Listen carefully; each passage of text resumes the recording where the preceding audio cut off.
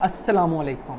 This is Tahir Afaki and you are watching my channel Wide Vision. हमारा आज का मौजू है,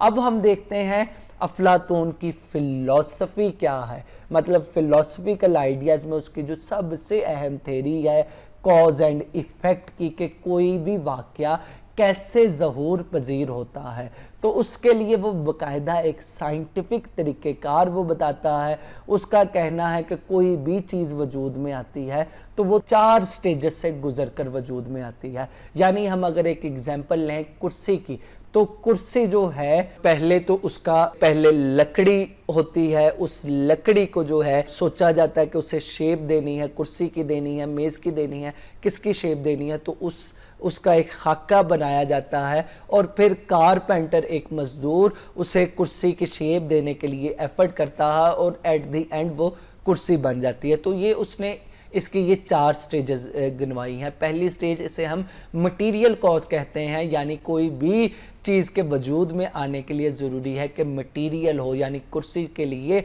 लकड़ी का होना ज़रूरी है। फिर उसके बाद हम फॉर्मल कॉज देखते हैं, ये दूसरी इसकी स्टेज है। फॉर्मल कॉज में उसकी फॉर्म, उस लकड़ी को कौन सी फॉर्म देनी है, उससे कुर्सी बनाना है, मेज़ बनाना है, जो कुछ बनाना है उसकी फॉर्म जो है उसका तयन किया जाता है। फिर थर्ड पे है एफिशिएंट कॉज, यानी कि वो एफिशिएंट हरक जो कि उसे उस शेप के मुताबिक डाले। एक कारपेंटर है, वो उस लकड़ी को कुर्सी की शक्ल में डालेगा। और फिर at the end final cause है। फाइनल कॉज में वो लकड़ी एक कुर्सी की शक्ल धार लेती है। तो ये अरस्तु के मुताबिक ये 4 स्टेजेस हैं किसी भी काम के ज़हूर पजीर होने में। फिर अरस्तु के मुताबिक जो भी चीज़ वजूद में आती है उसकी एक टेलियोलॉजी होती है। ये टेलियोलॉजी क्या है? ये उसका मकसद है।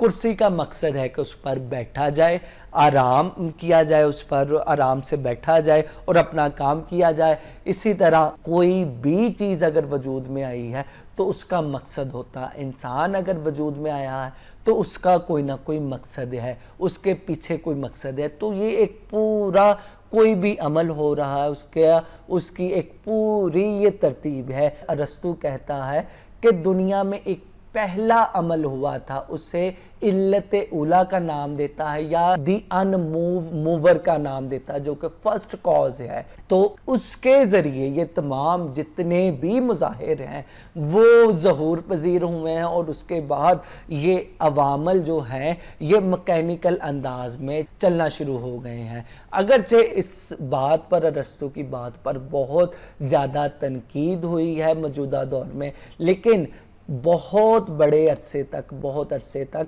अरस्तु के इस कॉज एंड इफ़ेक्ट की थ्योरी को एज इट जो है अपनाया गया और उसके मुताबिक अमल किया जाए। दोस्तों, वो लोग जिन्होंने पहली बार मेरा चैनल विजिट किया है उनको मैं बताता जाऊं, इस चैनल पे आपको CSS, PMS, UPSC और दीगर कम्पिटिटिव इम्तिहानात की तैयारी के लिए तमाम इम्पोर्टेंट लेक्चर्स दस्तयाब हैं।